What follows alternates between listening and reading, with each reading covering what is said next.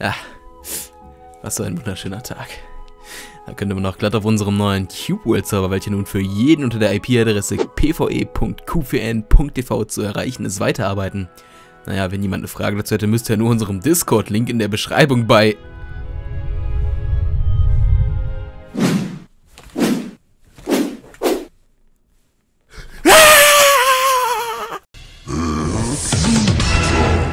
Vier neue Tweets, 5 Screenshots und eine Mail. Uff. Zuerst begann Volley mit einem Tweet, welcher einen Screenshot mit einem Flugtier zeigte, inklusive dem Text New CubeWorld Screenshots incoming. Also hat wohl ein Smiley gemacht. Quasi als kleine Vorspeise für das, was noch kommt. Eine Vorspeise mit mittlerweile 20.000 Likes.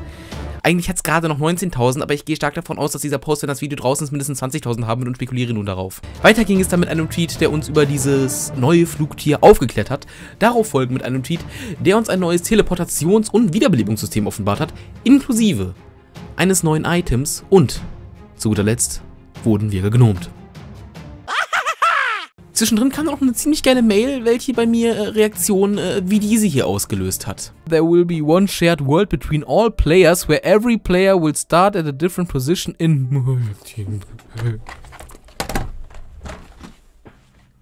Große YouTuber, wie beispielsweise MrBeast, 14 Millionen Abonnenten, oder Grunk, haben ebenfalls darauf reagiert. Könnt ihr euch vorstellen, was das bedeutet? Das Game wird so dermaßen abgehen, wenn das Update rauskommt. Aber das ist für mich und Leute, die mich seit 3,5 Jahren verfolgen, das ist nichts Neues. Das sage ich schon die ganze Zeit. Ich springe nicht erst auf den Hype-Train auf, wenn das Update draußen ist. Nein! Ich habe den Zug nie verlassen. Merkt euch das. Dieses Video befasst sich ausschließlich mit den ersten beiden Tweets, weil diese schon mehr als genug Content für ein Video bieten. Die anderen Videos werden so schnell wie möglich nachgereicht und es wird absolut krank. Trust me. Auf dem ersten Bild sehen wir im Fokus Volleys Level 15er Ranger, welcher auf einem Adler reitet. Das Interessante an diesem Bild ist, dass wir es bereits kennen. Naja, also zumindest so ähnlich, denn schon vor einem Jahr hatte Volley in einer Mail an den Reddit-Nutzer Biotech3 bekannt gegeben, dass es ein Schnellreisesystem per Adler geben soll. Welche Dinge, Volley? Welche Dinge verkaufst du uns noch als neu? Obwohl sie schon seit über einem Jahr drin sind, hä?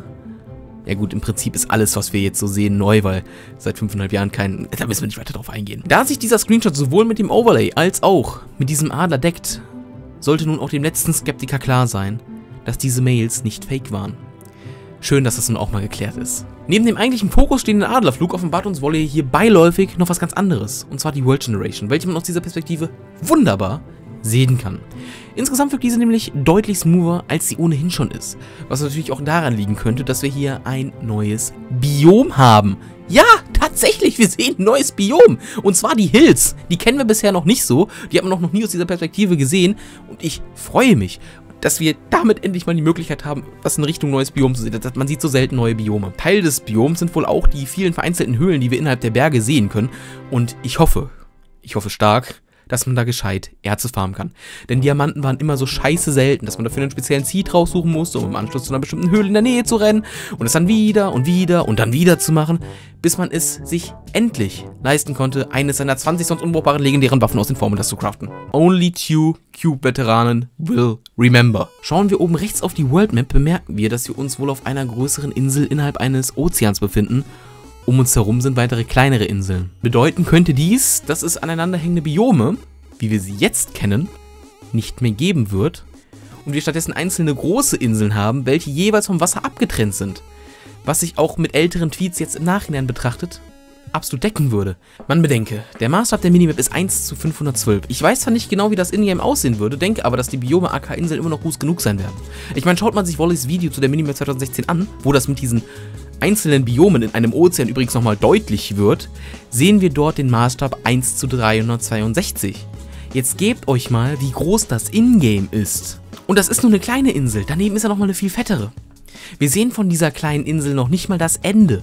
Wie soll das dann bei dieser fetten Insel da aussehen? Ich meine, die kleine Insel passt ungefähr 43.000 Mal in die Fette rein. Ja, also ich würde schon fast sagen, statt Biome würde sich der Begriff Kontinente viel besser eignen. Lasst uns das mal einbürgern. Ich habe mir selber die Frage gestellt, ob ich das gut finde, diese Änderung. Und ganz ehrlich, meine Meinung ist von nein, finde ich nicht so gut, zu doch finde ich es ziemlich geil, während ich dieses Skript geschrieben habe, umgeswitcht. Stimmt mal eine Infocard zu dem Thema ab und schreibt gerne in den Kommentar. Außerdem läge somit der Schluss auch nicht fern, dass Volley die Piraten mittlerweile doch zu einer eigenen Fraktion gemacht hat, denn sind wir mal ganz ehrlich, wenn du von A nach B nur mit einem Boot über den Ozean kommst, bietet es sich doch an, Piraten rumschippern zu lassen, oder? By the way, Volley, melde dich mal bei der Community, wenn du ein paar Schiffe brauchst. Die haben sowas drauf. Schaut man ganz genau hin. Erkennt man im Übrigen auch noch ein kleineres Deadlands und ein wiederum größeres Snowlands-Biom. Beziehungsweise, wir haben es jetzt eingebürgert, ein Kontinent, ja, ein Kontinent. Ich würde echt gerne mal mehr von den Deadlands sehen, von denen hat man bisher echt noch nicht besonders viel gesehen und ich würde da gerne irgendwie ein Video haben, wie er durchläuft. Eine Neuerung, die mich ebenfalls extremst freut, ist die Render Distance. Diese ist im direkten Vergleich eindeutig höher als bislang, was einfach die unendlichen Weiten und damit verknüpfte Atmosphäre des Spiels drastisch verbessern wird. Also noch besser, als es ohnehin schon ist. In addition to that, wenn mir die Formulierung ausgehen, wechsle ich einfach ins Englische, sehen wir noch, wenn wir ganz nah ranzoomen, ein paar Baumstämme, welche vermutlich abbaubar oder ähnliches sind. Ich meine, komm, die liegen da mega obvious rum. Da liegt einer, und da liegt einer, und da liegt einer. You understand what I mean? Sowohl oben als auch unten links sehen wir die hoffentlich nicht neuen Overlay-Elemente, die wir auch schon aus den Mails von Biotech kennen. No offense, aber ich persönlich fand das alte einfach geiler. Also, please don't hate me, Volley, ne? Aber ich finde auch, der Chat passt einfach nicht auf die rechte Seite. Im darauf folgenden Tweet klärt uns Volley nochmal offiziell zu dem neuen Flugsystem auf. So schreibt er: I added Flight Master to every village. Here you can buy flight points allowing you to travel on an Eagle to more distant locations. The farther away, the more expensive. Hashtag CubeWorld. Genauso spricht Volley. Genauso, ich schwör's euch, genauso spricht Volley. Wir haben nun also NPCs in den Cities, welche uns Flüge mit ihren anmutigen, detailverliebten Adlern anbieten. Um nun von A nach B zu kommen, müssen wir mit Gold Flugpunkte kaufen, wie wir auf dem zweiten Screenshot nochmal verdeutlicht sehen.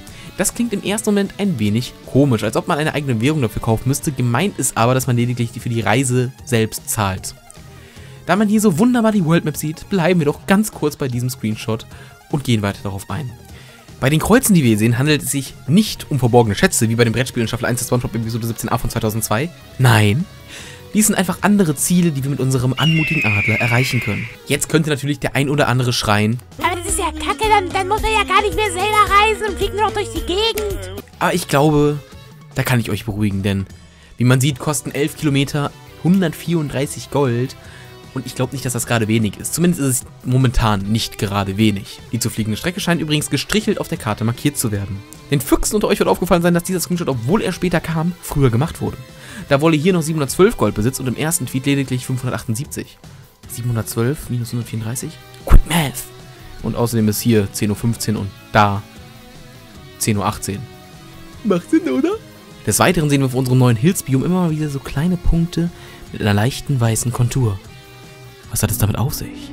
Schreibt's jetzt in die Kommentare. Ihr Top of Franks. Side-Info. Kleine Lavabecken sieht man auch mal wieder. Ob die wirklich so klein sind bei diesen fetten Kontinenten, das sei mal dahingestellt. Aber was ist das?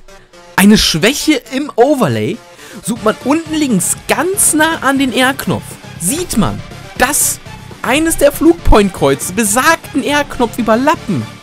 Das heißt Overlay, weil es over einer Sache sein soll, nicht darunter. This game is literally unplayable. Wo bekomme ich meine 15 Euro wieder? Ich bleib dabei, Cupid hat 15, nicht 20 gekostet. Change my mind. Falls das gerade irgendwer in den falschen Hals bekommt. Hier nochmal mit einer Formulierung, die jeder versteht. Kappa. Auf R lösen wir nun die Quicksand Trap des Rangers aus, was eigentlich zumindest in älteren Tweets sein 4. Skill sein sollte. Da frage ich mich, wo sind die anderen 3 Skills, Bruder? Potions konsumieren wir wie gehabt auf Q, immerhin bleibt hier eine Sache so, wie sie ist. Obst ist übrigens auch im Haus. Double Time Power sammeln, damit jetzt niemand bei der Abmoderation abschaltet und sie sich noch anhört. In 3, 2, 1. So, ich hoffe, das Video hat euch gefallen. Wir hatten letztens 100 Zuschauer live auf YouTube. Soll ich etwas... Hat nicht geklappt. Nochmal. So, ich hoffe, das Video hat euch gefallen. Wir hatten letztens 100 Zuschauer live auf YouTube. Soll ich so etwas öfter machen? Ich bin gleich auf Twitch online. Folgt mir da, joint Discord, macht alle Abstimmungen in der Infokarte. Tschüss! Wie, ihr habt nicht geliked.